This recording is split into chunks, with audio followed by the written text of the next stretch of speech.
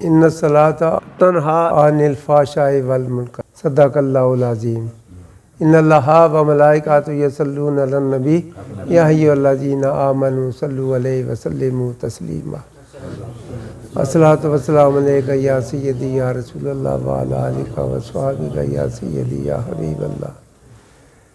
میرے انتہائی واجب الاحترام رائے حق کے مسافر عاشقان رسول سب کو میری طرف سے موذمانہ السلام علیکم۔ میں یہ جو قرآن کریم کی ایک بڑی قابل قدر اور بڑی شان والی ایک آیت پڑھنے کا جو شرم ملا ہے، اگر اسی پہ عمل کرے کوئی، اسے جان لے، یقیناً دوزخ میں جانا تو درکنار، اس کا سایہ بھی دوزخ میں نہیں جائے گا۔ گناہوں سے بچے کیسا جا سکتا ہے؟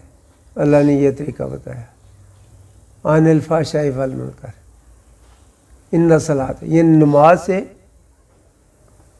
بے حیائی اور برائی سے بچا جا سکتا ہے۔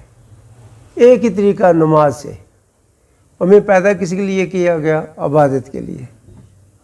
اگر وہ نہیں ہے تو جیسے جیسے وہ تعلیم حاصل کی، مگر شیطان کی رغبت نے ان کو فریب دیا، اکثر اولیاء کو دیتا بھی رہا، تو انہوں نے ایک اپنا فرقہ تیار کر لیا، اگر سنتوں کو پڑھ لے تو ٹھیک ہے، نہیں پڑھو تو چھوڑو، کوئی آپ کو پوچھنے والا نہیں، کوئی گناہ نہیں ہے۔ جبکہ گناہوں سے بچنے کے لیے، قرب الہی کے لیے صرف ایک ہی ذریعہ عبادت کا، اس میں اگر جو کمی کرے گا تو کیا ہے، وہ عن الفحشاء والمنکر سے بچ نہیں سکے گا۔ اکثر یہ سن رہے ہیں آپ جی، صرف یہ 17 رکھتے ہیں صبح سے لے کر عشاء تک، یہ مجھے پتہ نہیں ان لوگوں نے کیا بنا رکھا ہے، جبکہ اللہ کہہ رہا ہے میں نے تو سوائے عبادت کے لیے کوئی کام نہیں آپ کا، کوئی ہمارے ان میں ذمہ داری نہیں دی، صرف کیا؟ ان الصلاۃ عن الفحشاء والمنکر، بے شک نماز بے حیائی اور برائی سے بچاتی ہے۔ دوسرا کہا کہ میں نے نہیں پیدا کیا مگر جنوں اور انسانوں کو عبادت کے لیے پیدا کیا۔ اگر عبادت کے لیے اللہ نے پیدا کیا تو وہ ہم اس میں کمی کریں گے تو پھر کیا؟ گمراہی میں بے حیائی اور برائی کی طرف چلتے چلے جائیں گے۔ بے شمار بڑے بڑے حافظ قرآن دیکھا وہ کسی بری حرکت میں جیل میں چلے گئے، اس سے کیا پتہ چلا؟ اصل جو بچنے کا طریقہ تھا وہ تو نماز تھی، بے حیائی اور برائی سے بچنے کا ایک ہی طریقہ تھا، ایک ہی دوائی تھی، یہ وہ تو ہم نے کھائی نہیں، اسے تو ہم نے کیا نہیں۔ اگر اس میں بے حیائی سے یہ ہے پرہیزگاری، جب تک بندہ پرہیزگار نہ بنے عبادت گزار، اس کا ہونا بھی کوئی مقصد نہیں ہے۔ پہلے پرہیزگار بنے، پاک ہو جائے، اس کی عبادت کے لائق مان جائے، بے حیائی اور برائی سے بچ جائے گا، پھر عبادت گزار بنے۔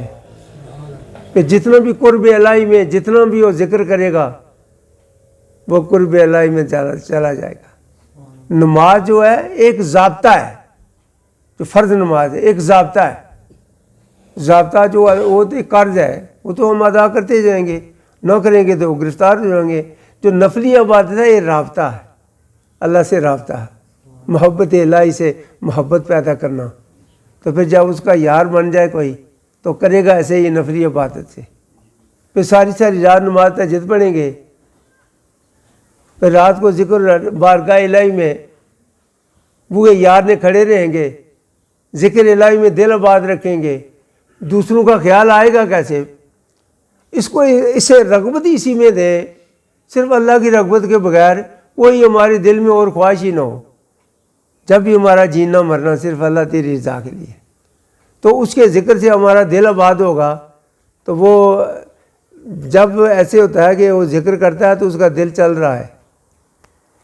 کوئی دنیا کا سائنسدان چاہے بڑا ہو، کتنا بڑا ہو، آرٹ اسپیشلسٹ ہو، قلب کو نہ کھڑا کر سکتا ہے نہ چلا سکتا ہے۔ مگر کچھ لوگ ہیں، میں ایمان کی پوری قوت سے کہہ رہا ہوں، جو کھلا بھی سکتے ہیں اور چلا بھی سکتے ہیں، جو جن کے ذکر ذکر الہی سے چل رہے ہیں. جب وہ مراقبے پہ جاتے ہیں تو تمام ساکت ہو جاتا ہے. اس کا رابطہ صرف اللہ سے ہے, کسی سے نہیں ہے. تو پھر اللہ تو جیسے چاہے وہ زندہ رکھ سکتا ہے. اگر مچھلی کے پیٹ میں کوئی سانس لے سکتا ہے تو زندہ رہ کر دکھایا. وہ آگ میں کوئی زندہ رہ سکتا ہے, مگر آگ میں زندہ رکھ کر دکھایا ہے اللہ نے.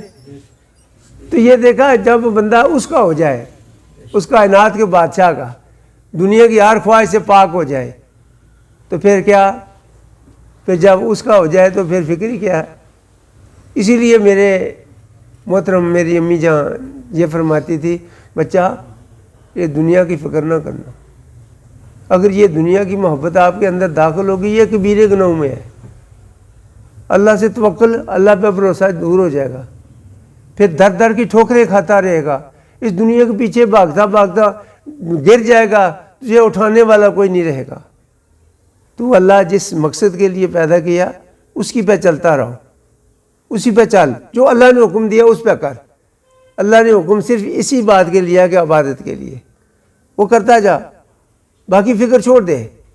میں جب بیعت ہونے کے لیے گیا ہوں, بچپن میں ایسے رہا کہ اللہ نے اپنے وعدے کو پورا کرتے ہوئے, میں ایمان کی پوری قوت سے کہہ رہا ہوں کہ بچپن میں پورا کامل ولی تھا, پورا ولی اللہ تھا.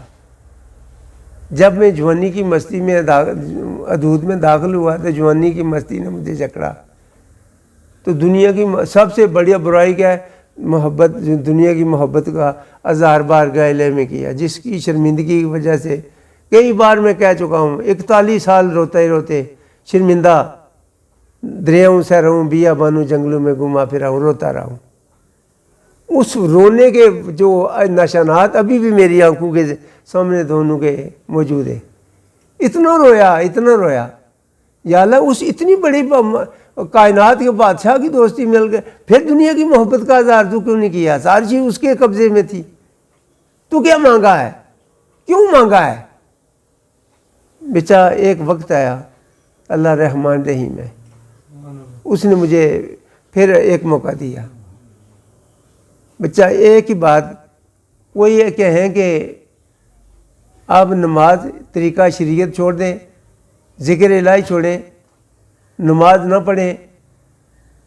تو غیر موقع سنتے ہیں, پڑھ لو تو ٹھیک ہے, نہیں پڑھو. ہم ایک بہانہ بنا لیں, جیسے بوئے یار کے جاتی لانے کے لیے جاتا ہے نا کوئی عاشق, بار بار اسی گلی سے گزرتا, آگے یار ملے گا. یار ایسے ایک ہی دل میں محبت رکھے, ایک دل میں ایک محبت رکھے, باقی باہر نکال دے. ایک وقت آئے گا آگے دنیا کی اگر بادشاہی بھی آپ کو میسر آئے تو میں ایمان کی پوری قوت سے کہتا ہوں آپ منہ پھیر لیں گے, مجھے تو یہ نہیں چاہیے, مجھے تو یہ یار کی یاری چاہیے, مجھے تو اس پروردگار کی دوستی چاہیے, میں تو اللہ سے اللہ کی رضا چاہتا ہوں. تو میں نے اسی کو کیا کرنا ہے. ایک دن کئی بادشاہ آئے اور بادشاہی بھی جاتی رہی, خود بھی جاتے رہے.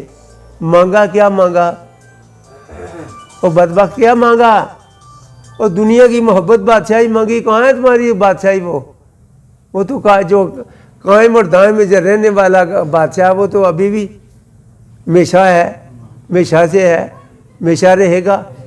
تو تم مانگا تو مانگ, تو وہ مانگنا جس کی بادشاہی ہمیشہ قائم رہے, وہ ہم نے مانگا نہیں ہے. پھر ایسے فرقے, ایسی پہچان. دیکھیں خدا کا خوف کریں ذرا, ایک اللہ کا رسول, ایک قرآن کریم. اور دیکھیں ہر شہر میں کئی مساجد ہیں, یہ فلاں کی ہے, یہ فلاں کی ہے, اللہ کی مسجد ہی کوئی نہیں جسے نماز کو پڑھے. کہ دیکھیں اللہ تبارک تعالیٰ سختی سے منع کیا, جو میرا بندہ ہوگا محمد رسول اللہ کی امت کو جوڑنے والا ہوگا, توڑنے والا نہیں ہوگا. تو کیا ہو رہا ہے اس وقت؟ توڑا جا رہا ہے. دشمن جو ہے ہمارا تماشا دیکھ رہے ہیں, یہ کیا کر رہے ہیں؟ دشمن خوش ہو رہے ہیں کہ آپس میں لڑ رہے ہیں. تو ہم کیا کر رہے ہیں؟ ہمیں تو چاہیے تھا ہم ایک مضبوط جماعت بنے اور پوری دنیا پہ غالب آ جائے. سوال ہی پیدا نہ غالب آئیں. محمد رسول اللہ کی سنت کو چھوڑ دیا. اگر محمد رسول اللہ کی سنت پہ آپ عمل پہ رہا ہوں، ایک ہی سنت رسول پہ چلے، تمام معاملات خود ہی حل ہو جائیں گے. کئی دیکھیں، ایک نہیں، دو نہیں، چار نہیں، کئی دیکھیں. ہزاروں بار جنگلوں دریاؤں میں صحراؤں میں پھیرا گھوما ہوں، دیکھا کہ کسی شیر کی بھی جرت نہیں، کسی چیتے کی بھی جرت نہیں کہ وہ آنکھ بھی اٹھا کر آنکھ ملا لے. سوال ہی پیدا نہیں ہوتا، یہ کیسے ہو سکتا ہے؟ اور کئی واقعات ایسے موجود ہیں. ایک اصحابی کے بارے میں ہے، وہ تنہا ایک جنگل سے گزر رہے تھے تو شیر نے کہا میرا تو شکار آ گیا. شیر آیا تو اس نے اپنی ایک کنکار کی. شیر کی آواز کو کیا کہتے ہیں؟ کنکارنا. کنکار کرنا آیا نا تو آگے گیا تو اس نے دم اٹھایا تو اس کی طرف دیکھا کہ یہ تو دہرے میں سے پہاڑ چیز تو سکتا ہے، یہ میں اسے لڑ تو نہیں سکتا، پر ایک ہی مجھے ہتھیار ہے کہ محمد رسول اللہ کا وسیلہ تو ہے نا میرے پاس. میں ایک ہی میں نے کہا کہ آپ تو جنگل کا بادشاہ، میں بھی ویسے نہیں ہوں. زور سے کہا، گرج کر کہا، میں بھی محمد رسول اللہ کے آخری زمان پیغمبر کا امتی ہوں. ہاں، تو شیر نے گردن جھکائی. اس سے پتہ چلا کائنات کا بادشاہ کے سامنے جو جھکنے والا، اس کے آگے شیر بھی جھک جاتا ہے. مگر ہم خود جھکتے نہیں ہیں. ہم اپنی طرف، ہم اللہ کو اپنی مرضی پہ چلا رہے ہیں. ہمیں یہ بھی دے، ہمیں یہ بھی دے، ہمیں یہ بھی دے. مانگنے کی کیا ضرورت ہے؟ ایک چیز مانگنے والی، وہ تو مانگی نہیں. یا اللہ صرف تیری رضا چاہتا ہوں، حمد و ثنا چاہتا ہوں. یا اللہ برائی سے بچنا چاہتا ہوں. یہ میری التجا ہے.